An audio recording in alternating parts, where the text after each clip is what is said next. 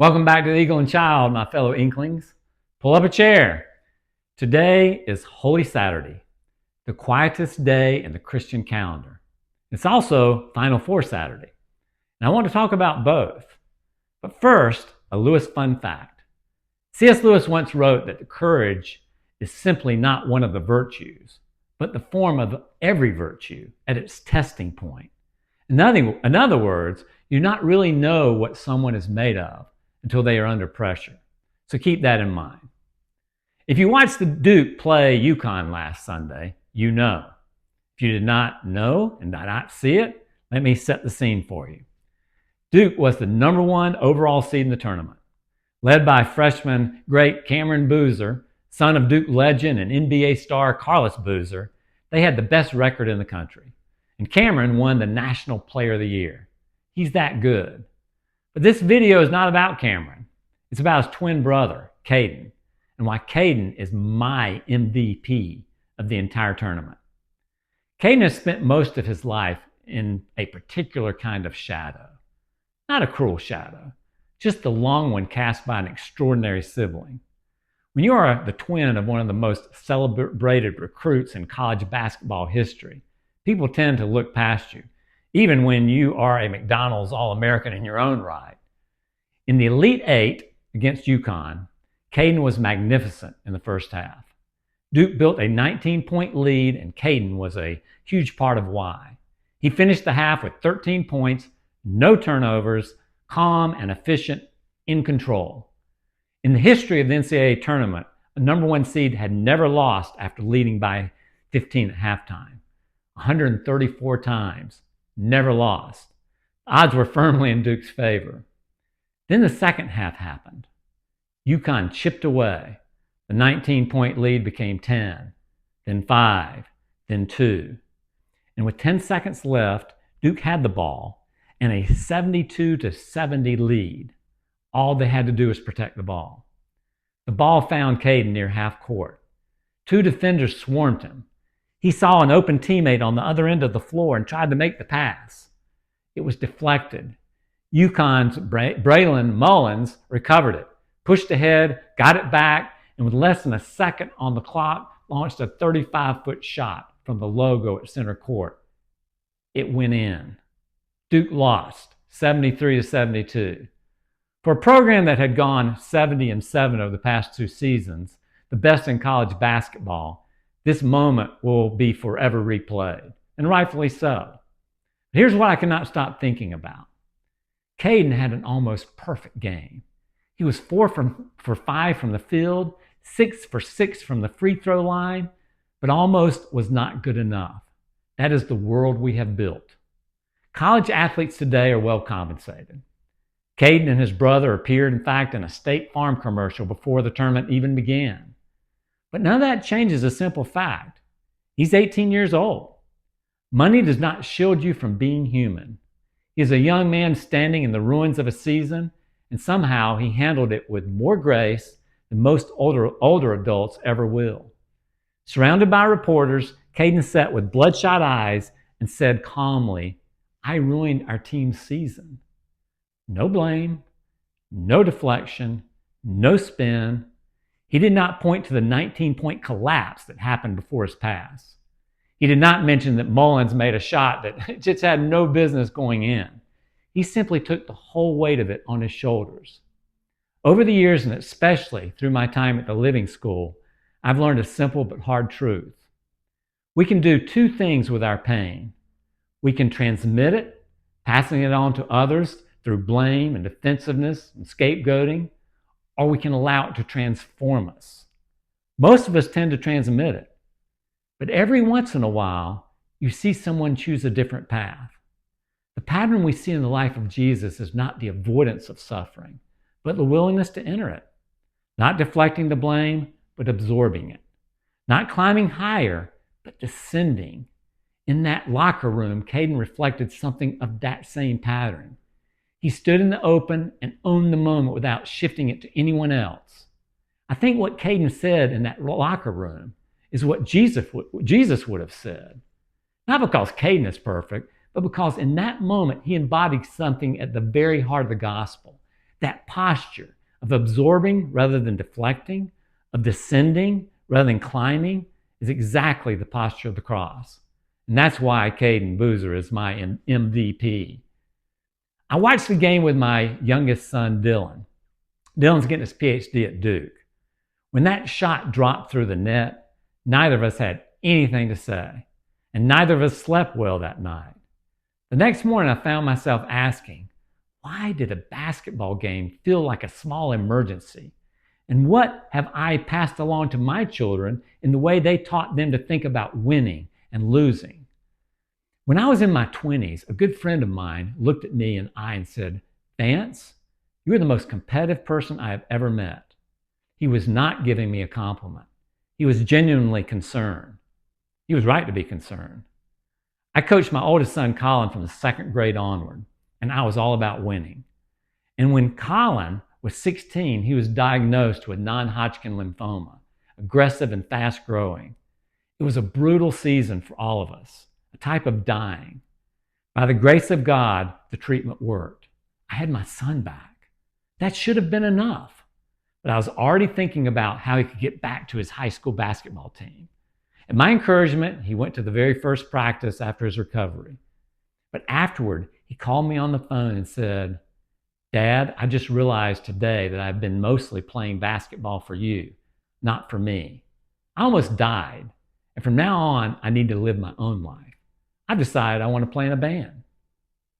That phone call shocked me. But that was the moment I knew my boy had become a man.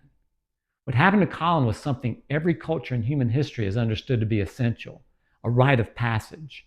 In tribe after tribe, across centuries and oceans, the village elders would take boys into the wilderness and lead them through a ritual of dying. The point was not cruelty. The point was transformation. You cannot become fully human without first learning how to die. That's what the tribal elders wanted to teach the young men. We've replaced that ancient wisdom with the achievement ladder, and our children are paying the price. We live inside a culture whose operating system might be summarized in 5 words. I win, therefore I am. From the White House to the sports arena, from corporate America to the college application process, we've built a civilization around the idea that your worth is measured by your results.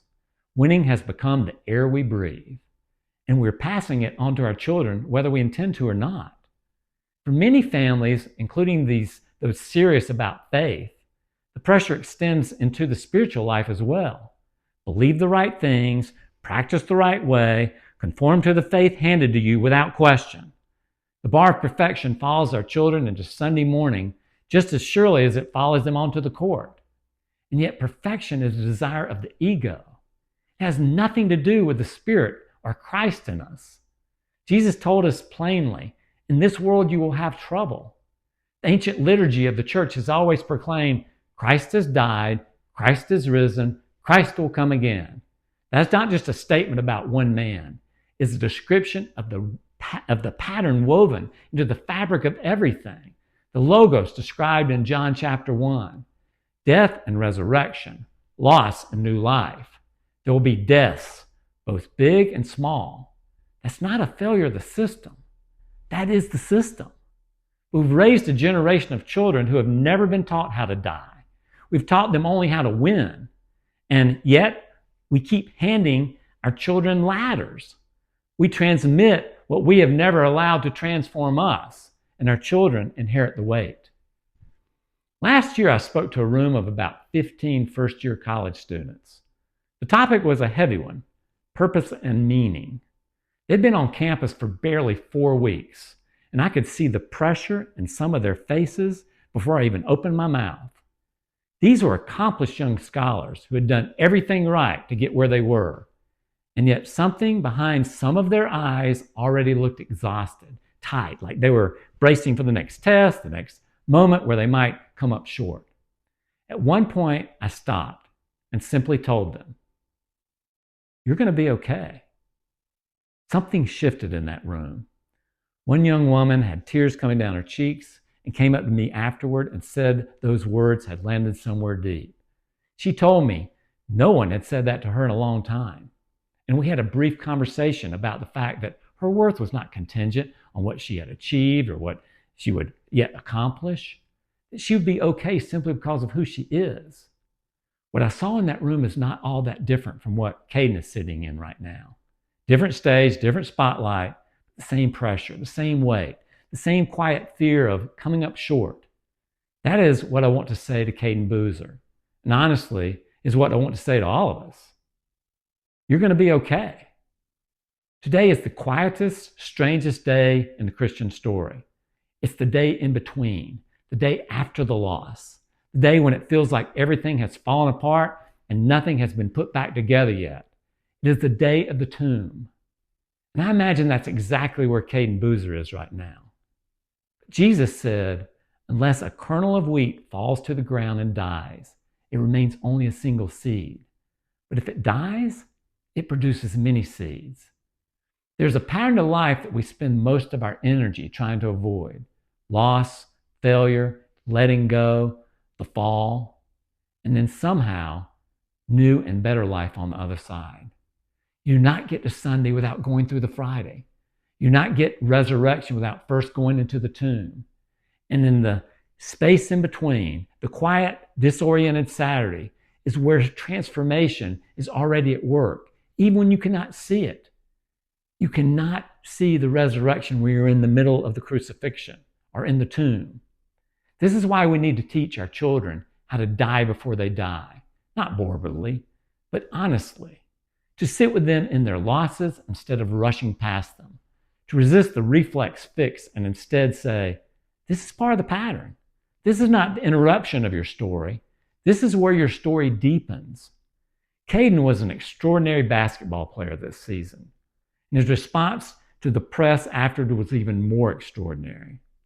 When his Sunday comes, and it will, I believe his story is going to be greater than any of us can even think or imagine. Great suffering, when we let it do its work, brings great fruit. So here's what I believe for Cayden, and for those college students, and for every parent who has passed more pressure than they intended onto the shoulders of someone they love. You're going to be okay. Your kids are going to be okay. Because resurrection is not just something that happened once, long ago, in a garden outside of Jerusalem. It is something that still happens in locker rooms, in hospital waiting rooms, in phone calls from your kid that breaks something open in you to make you better. It always comes. It always has. It always will. For those of us who have been transmitting our own performance wounds to our kids rather than transforming ourselves, there's really only one response. Go to your kids and apologize. Not with an explanation or defense of your intentions, just an apology. Own it. That is enough. That is what I had to do. That simple act, more than any trophy you ever cheered for, might be the most important thing you ever give them. And so, fellow Inklings, on this Holy Saturday, as we sit together in the in-between space, let us hold on to this. The tomb is not the final word, never has been. He is risen. He is risen indeed. That is the story, and it is still happening. Until next time, grace and peace to you all.